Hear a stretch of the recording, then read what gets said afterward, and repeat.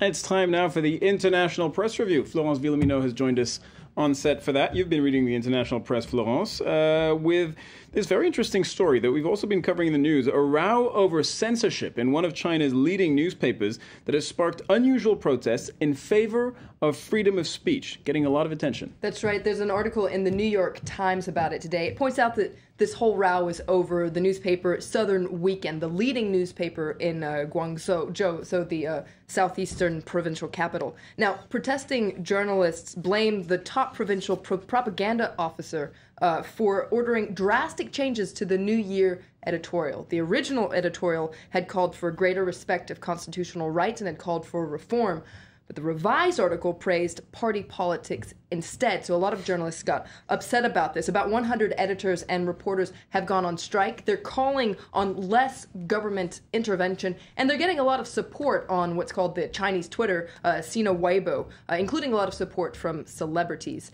In another article, this time in the South China Morning Post, it says that this is a very sad start for the Chinese government. It says the Communist Party's new leader, Xi Jinping, was sworn in last November, and a lot of people hoped that he would bring reform.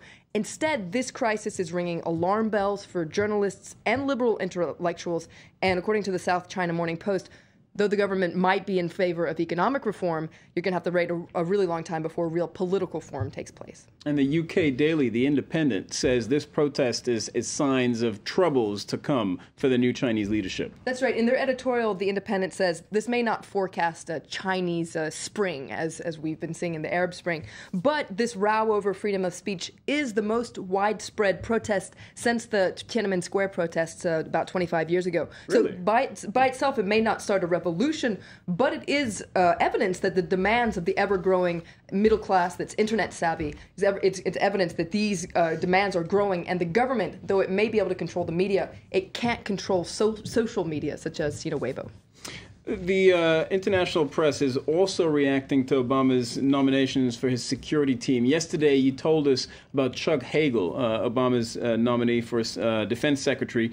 Today, the spotlight's on John Brennan, appointed to be next head of the CIA. That's right. According to the Gulf News, it's very worrying that Obama has nominated John Brennan. They call him a security hawk with a destructive attitude for two reasons. First of all, he was the architect of Washington's drone strike policy. And second of all, back in 2008, Obama hesitated, in fact, to nominate him as his chief counterterrorism advisor because... Right, he had wanted to appoint him. He had wanted to appoint him, but there were allegations that Brennan had been involved or complicit in the CIA's torture tactics, or what the so-called enhanced interrogation techniques. And actually, there's a cartoon in the International Herald Tribune today by Chapat that looks at this touches on this issue, and you can see Brennan there saying, "I'm against all forms of torture, including Senate confirmation hearings," because I bet you can imagine this issue of torture in the CIA is going to come up.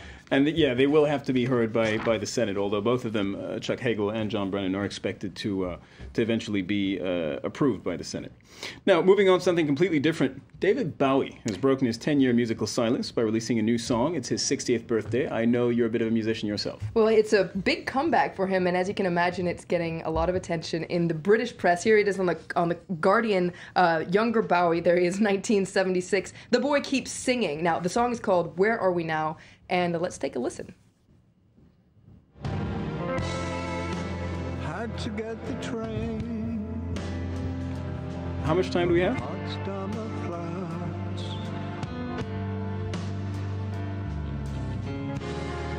You never knew that. So this video and the song is getting a lot of attention in the press, and fans are calling it a masterpiece already. The Independent also has an article on his comeback and says that not much has been heard about him since about 2004. He started having health problems and stopped performing. Now, points out that there hasn't been the usual hype around Rockstar's comeback. In fact, all he did was send an email out to people saying, check out my new song. So it says that this was a surprise comeback, but a masterful one. And according to The Independent, the full album is going to come out in March. And as you can imagine, it'll probably sell like hotcakes. It's his 30th studio album. His 30th. What kind of music do you play? Pop rock. All right. International Press Review with Florence Villemineau. Thank you very much.